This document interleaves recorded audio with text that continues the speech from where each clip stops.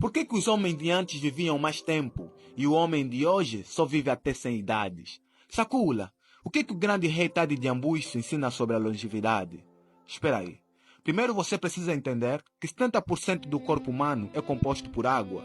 E sabes que água é composta por hidrogênio e oxigênio, H2O. Adicionando uma pitada de cálcio para os ossos, fósforo e potássio, e sem esquecer dos cálcios e cloros.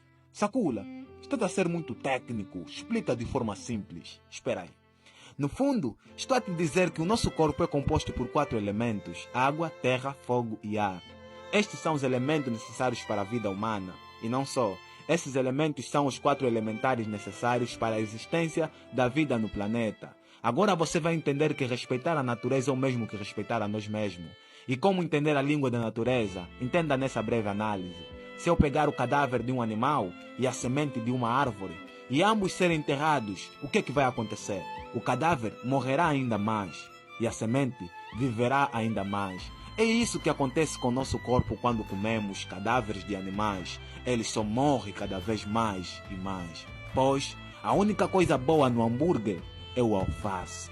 Mas quando comemos toda a erva que dá fruto e semente, o nosso corpo vive cada vez mais e mais. Aí está o segredo. E os sábios escolherão a sabedoria.